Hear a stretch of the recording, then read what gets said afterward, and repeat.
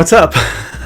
So, we finally got it. Welcome to Newspaper Liturgy Live. I've been trying to do this through Streamlabs so I can have like images and songs and even show the display and all that instead of just straight through YouTube. Been failing over and over. Hopefully this time works. I think this is the time. I think this is finally the time that it's actually happening. Yes, I see myself playing on my phone. We're working. We are on. If you're in here, say what's up. So, let's see here. Okay. Now, let's talk about it. Welcome to Newspaper Liturgy Live. Sydney, what's up? Hello. And today, we got to talk about what's been going on over this last weekend. The Portland rallies where the Proud Boys and the 3%ers and the American Red Guard, all these people who most people realize, right, are neo-fascists, right? And they go to this Portland rally in order to cause a ruckus, but not through actually causing it themselves, but through knowing that people are going to show up that obviously don't want them there because they shouldn't be there, and hopefully cause a ruckus through them fighting them. It's very weird, very strange, very complicated, or it can be, especially if you have no idea who these people are, and especially if you only watch mainstream media that talks as if these are one group of bad guys versus another group of bad guys. No, that's not what's going on here. And so, first of all, let's talk about something in the Bible. Because here we talk about what's been going on in the news from a Christian leftist perspective, and we look at what's been going on in the Bible, as these two quotes behind me say. And I want to start out by reading this passage from Matthew to get us going and where we're going. And Matthew 9, verse 35, it's a story about Jesus. It says, "Then Jesus went about all the cities and villages, teaching in their synagogues and proclaiming the good news of the kingdom and curing every disease and every sickness. When he saw the crowds, he had compassion for them because they were harassed and helpless, like sheep without a shepherd. Then he said to his disciples, 'The harvest is plentiful, but the laborers are few. Therefore ask the Lord of the harvest to send out laborers into his harvest.'" Now that verse, by the way, the harvest is plentiful, but the laborers are few, that's usually talked about in evangelical churches, because I'm an ex-evangelical, and so I grew up with that verse being talked about as if there's so many people out there who need to convert to Christianity, and there's people that need to go out there to help them convert to Christianity, and the workers to do that work are few. But there's so much to be done. We need more people out there talking to people to convert them to Christianity. But interestingly, it's in response to seeing the real material suffering of people who are harassed and helpless that he says, "The harvest is plentiful, but the laborers are few." We need more people to look at the suffering of the people, have compassion for them, and do something about it. That has nothing to do with beliefs. That has nothing to do with what religion you are. That has nothing to do with Christianity. None of that. And so, hold on. We're going to go through some stories here. First of all, let's look at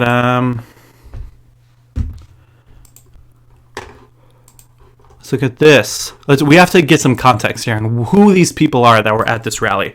So let's look at this story here by Andy Campbell in Huffington Post. I know Huffington Post could be a little sketchy at times, could feel less like a news source and more like somebody's blog, but this is a good one, trust me. This was written back in May 22nd. Leaked Proud Boys chats show members plotting violence at rallies. The extremist gang claims it's just a pro-Trump drinking club, but chat logs leaked to HuffPost reveal they plan weaponry and tactics months ahead. Yes, of course, obviously. Look at these boys. Look at these Proud Boys. They look so harmful. They look so fine. They look so just like a bunch of boys. Nope. It's a trap. Trust me, it's a trap.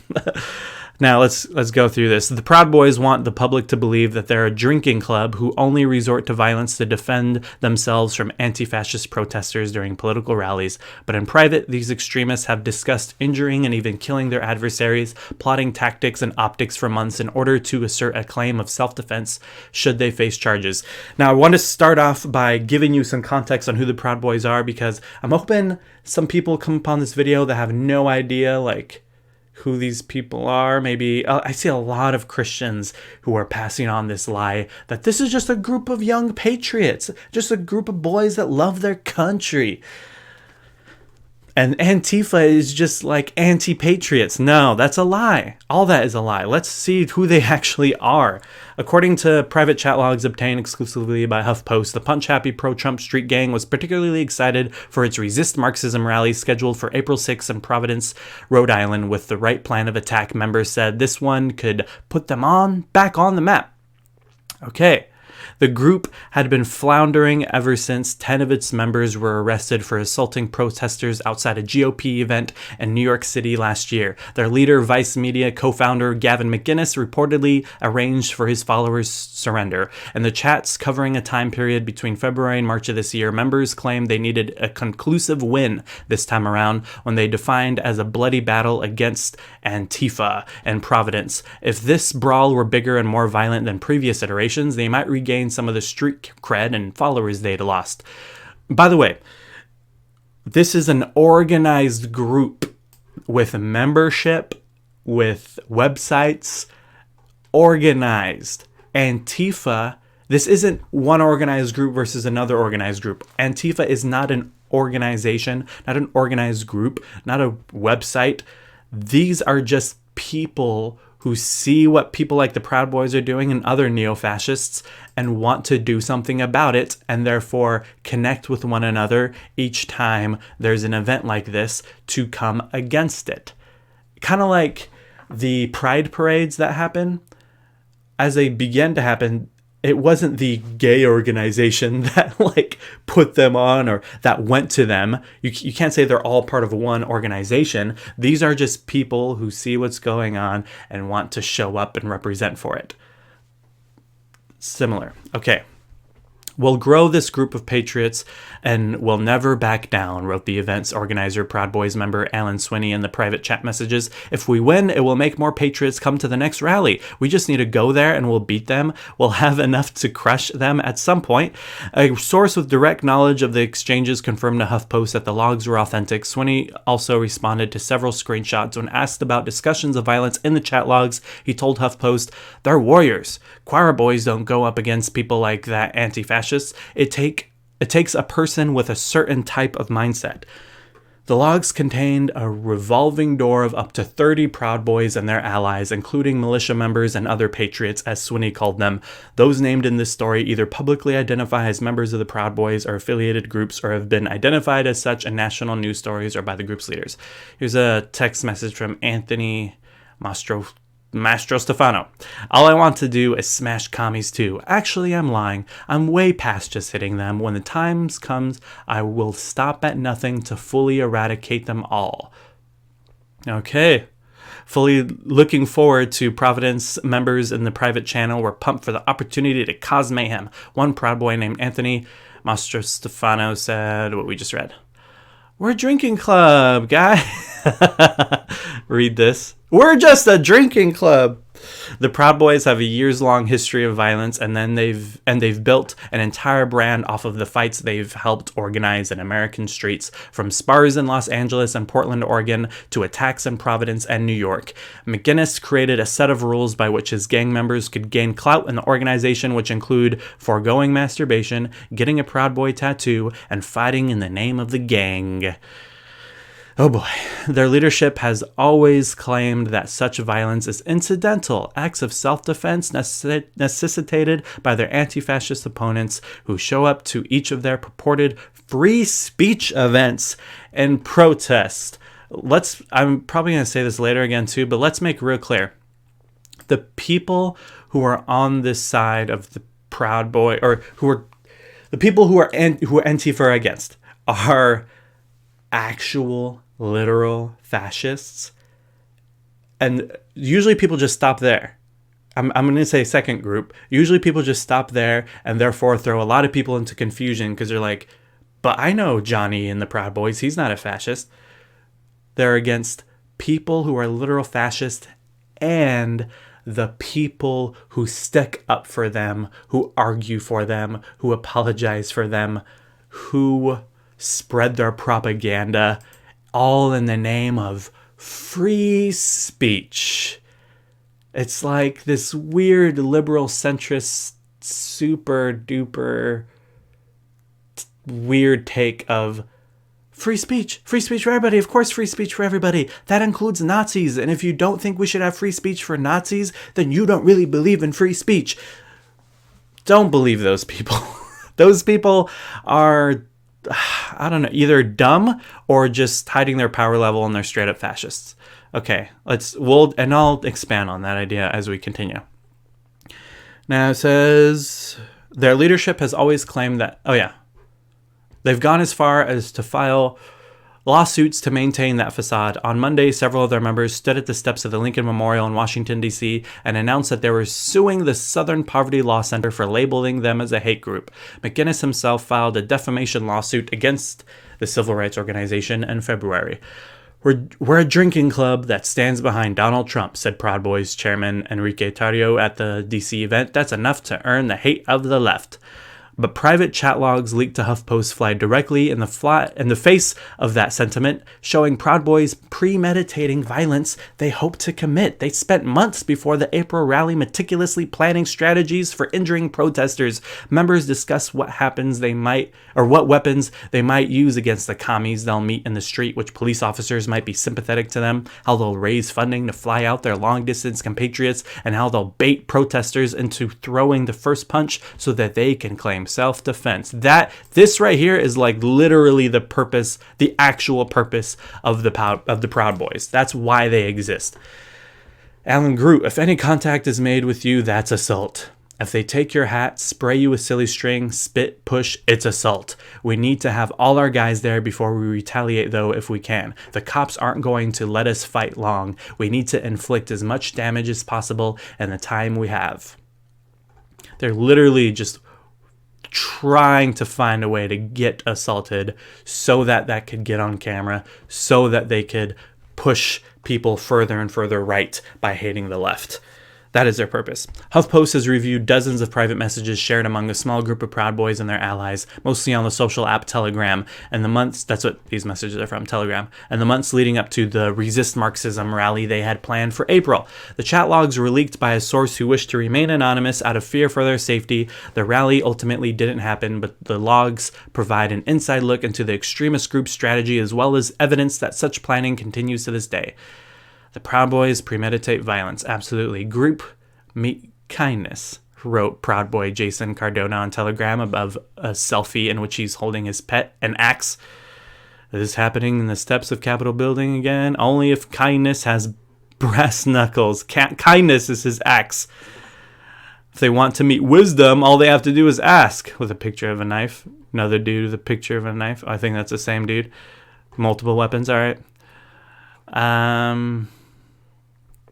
They're even writing, think I can get this through in a checked bag? All right. On Telegram, the Proud Boys privately fantasized about the weapons they might like to use against anti-fascist protesters at the rally in Providence, but they were also cautious about what weapons they told others to bring, as they didn't want to face more arrests. It's like, this isn't a rally of free speech. This isn't them saying, hey, everybody, let's fight for free speech. Also, we know some people don't like that, so we better be prepared to defend ourselves. It's actually that second thing that's the primary reason for the rally. It's like, let's say we're doing this for free speech, but in reality, we're here in hopes that somebody will attack us so that we can defend ourselves. And right, what I just said, by the way, I think most leftists who are actually do their research know this. People on the news seem to not like what I just said seems to just go over their head. It's really strange. Okay, Scott noted that mace is 100% legal for self-defense and directed everyone else in this chat to armor up, boys. Makeshift armor is a common sight among Proud Boys, militia groups, and other far-right extremists at these rallies. Depending on where a gathering occurs, concealed guns are also a possibility. If you're in a state that can show up with your guns, that's fine.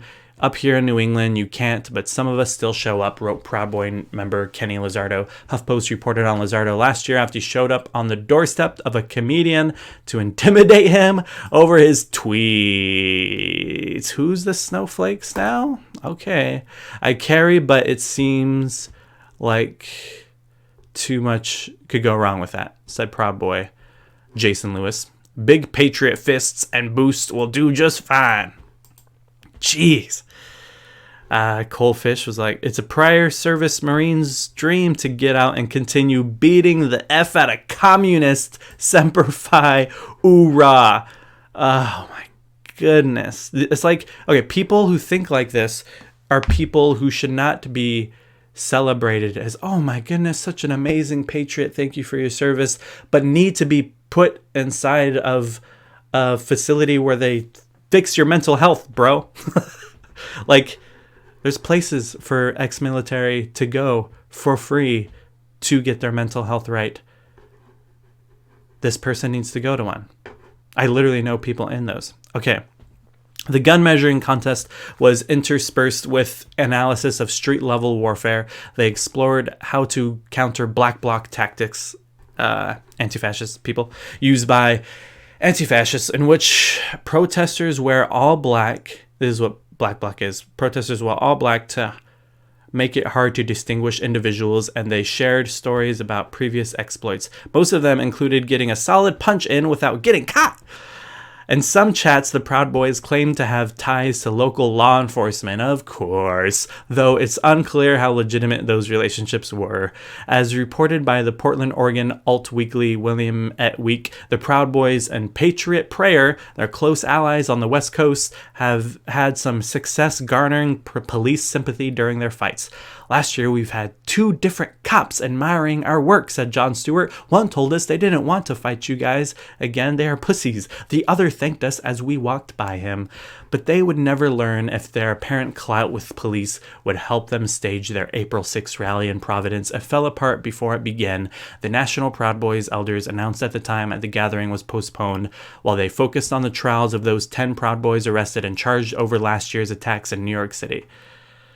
Oh my god, should we keep reading this? Yeah, there's only a little bit left. They know what they're doing. The Proud Boys reportedly acknowledged that their plans could get them in trouble. I advise all of you to only speak in terms of self-defense and never speak of premeditated violence, wrote a man who identified himself as Kyle Base Stickman Chapman, an extremist who has previously been convicted of violent felonies and is known for his attacks at rallies and repeated parole violations, among other crimes. He added, I could be liable for what happens in Providence, so please stop making it easy for these people to prosecute us by pulling threats of violence in writing that can be used against us later. Ooh, getting kind of smart. Okay. Few seem to listen, and leaders like Swinney had to attempt damage control on a regular basis. For example, Proud Boy Sean Houghton at one point made a direct threat to kill an anti-fascist activist who goes by the pseudonym Anti-Fash Gordon on Twitter. This mother effer needs to meet a 7mm Magnum rifle from about 500 yards, he said, to which Scott responded, do not post any threats on here. The feds will use it against us in court. Oh, man. The fact that it's like they're aware of that and it still happens makes you think they're obviously doing it way more outside of writing. For his part, Swinney often repeated the defense-only deflection. I think that's good enough for now. Swinney specifically said, when the time comes and the order is given, I'll do whatever it takes to stop these people. The Constitution is the greatest document of freedom ever written. I'll give my life to defend it. Necessary. Oh, man. All right, I'm done with this article. That's some context. That's a little bit of who the Proud Boys are, what their goal is, why they exist. Then they decided to show up in Portland. for this actual purpose that we're saying, to get people to show up who are obviously against them, because everyone should obviously be against them, and hopefully get in a fight so that they get on camera, anti-fascist, punching somebody, assaulting somebody, so that they can convince people, hey, the left is crazy and violent, move further to the right. So these are literally, like, these people are either, like I said earlier, actual fascists or fascist apologists. Oh geez, what's up, Lone Wolf Slayer? Good to see you here. A few hundred, let's read this. Probably skim more through this. Proud Boys outnumbered by anti-fascists get police escort after 30-minute rally. Few hundred fascists once again invaded Portland for a much anticipated rally Saturday, but this time were mostly deprived of the violent spectacle they crave, as a much larger group of anti-fascists made them know they weren't welcome in this city. These fascists belong to far-right groups including Proud Boys, Patriot Prayer, and the 3%ers. There's also American Guard. If you've seen that video of the bus going by and a bunch of anti-fascists like hitting it or trying to throw stuff at it, in that bus was a bunch of people in the American Guard, actual fascists and Nazis. And whereas previous Portland rallies, these groups have often confronted and attacked anti-fascist protesters, this time they were barely given the chance to do so. Upon arriving at Tom McCall Waterfront Park around 11 a.m. Saturday, they were kept separated from their foes by concrete barriers and phalanx of police. The fascists ambled out. Okay. I feel like most of you know the gist of what went down. I don't really need to read all these details, but basically I'll just real quick summarize. Basically, banana block. Basically what went down was that fascists showed up in hopes that they would get somebody to fight them so that they could spread around how violent the left is. Anti-fascists showed up and were like, nah. And in the midst of that, police tried their best to separate them, but they couldn't separate everybody. So there was a few tussles that went down. And what's crazy, what was that? I can't find it right now. I remember Andy No put out this video of this Asian guy, like all like hurt and bloody and bruised because somebody threw a hammer at him. And then all the responses underneath, so amazing, were, Andy, where did the hammer come from, Andy? Where did the hammer come from, Andy? Where did the hammer come from, Andy? Because you actually see in the video, he was one of the people in that bus of the American Guard, and he had the hammer. He threw the hammer at people, and the hammer got thrown back at him, and took the picture and said, look how violent Antifa is. Lone Wolf Slayer, Andy No reporting of the hammer incident is just downright disgusting. Andy No is disgusting. He's one of the, either a fascist or a fascist apologist. Both are bad, and both are what Christians should be against, obviously. Now I'm going to get to that. I'm going to show you a couple more things. By the way, look at this. This picture went viral. This is the Antifa right here. This is Antifa. I love this. It's wild because even like, look at these two people in the wheelchairs. Antifa isn't this like super violent, that was glorious, super violent, organized, angry militia that wants to look for Nazis and get them. If that was the case, we wouldn't have two people in wheelchairs. Like, what they actually are people who want to stick up for the people that fascists hate, who want to defend people that fascists hate, who want to stand up and say, you don't belong here, who want to represent for the people. And so that's what we got here. This is glorious, as Lone Wolf Slayer said. So awesome, so badass. And then what ended up happening, Donald Trump, oh my goodness. His response was, major consideration is being given to naming Antifa an organization of terror. Portland is being watched very closely. Hopefully the mayor will be able to properly do his job. And so, because of what actually went down at the event, the anti-fascists viewed it as a win. But then, because Trump responded this way, that then became also a win for the Proud Boys and for fascists. Look at this. What's the message you got across? Go look at President Trump's Twitter. He talked about Portland, said he's watching Antifa. That's all we wanted. We wanted national attention on it. We got it. Mission success. Yep. So, it's like that was the goal. We did it, guys. We did it. All we wanted wasn't a free speech rally. All we wanted was for people in power to see the left as violent, to get them the hell out of our way. I love Andy Campbell. By the way, he wrote those 2 articles we read earlier. Andy Campbell quote tweeted Trump's tweet and said, "This is exactly what the Proud Boys want: permission to fight and assurance that all of their previous assaults will be forgiven as long as an anti-fascist is filmed punching someone in the face. The president just gave them his endorsement." So, hold on. Let me see here.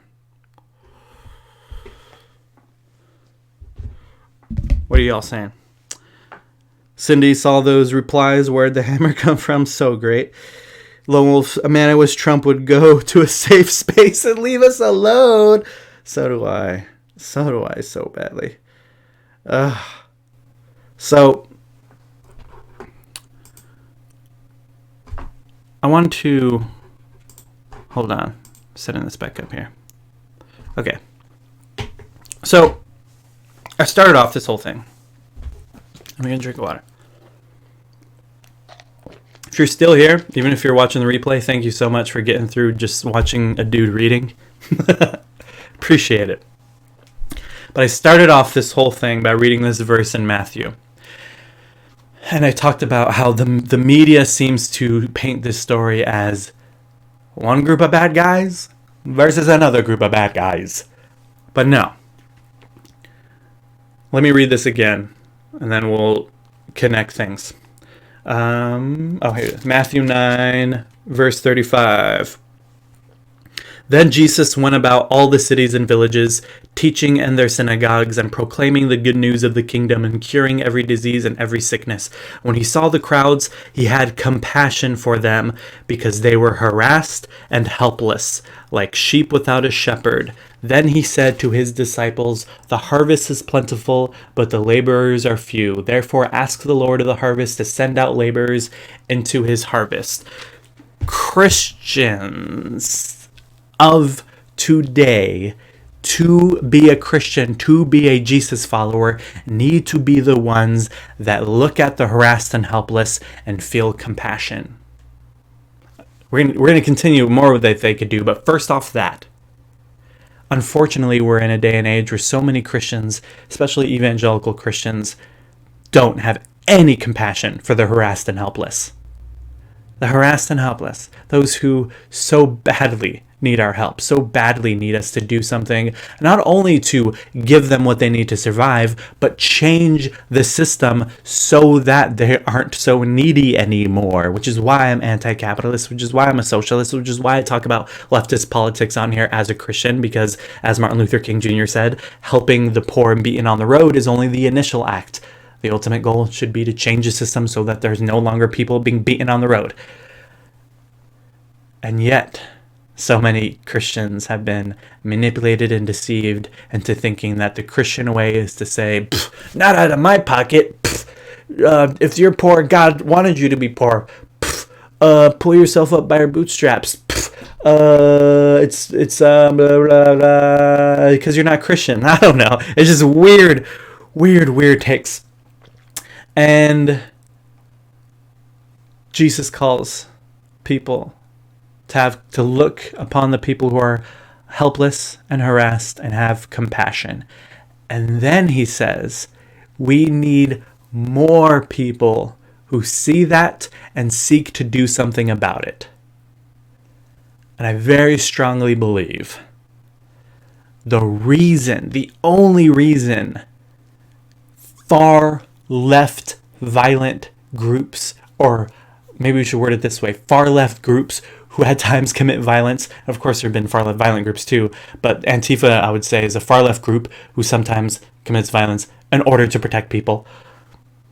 The only reason those groups exist at all, even the far left ones are like, yes, we're violent, of course we're violent. The only reason they exist is because they've had to live in a world where people were helpless and harassed and nobody did a thing about it.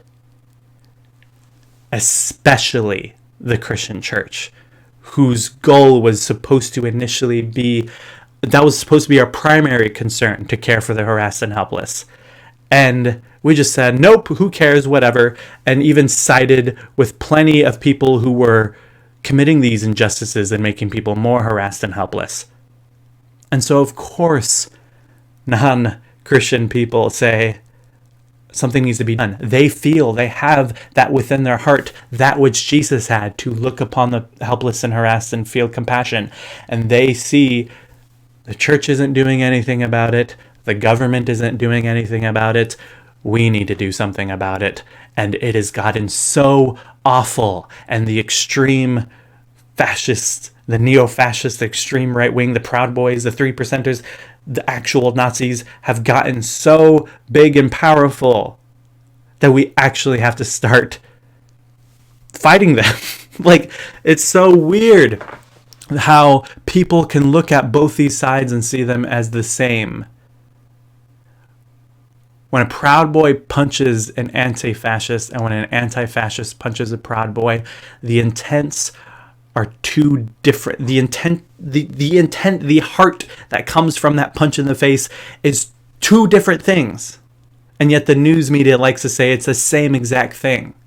One is punching them because they want to move the entire world further right, further into fascism, further away from actually caring about the harassed and helpless, and hopefully even eradicating the harassed and helpless, just get them out of here or kill them all. And this person's punching them because they actually care about the harassed and helpless and want the people who are literally against them to get out. Anti-fascism.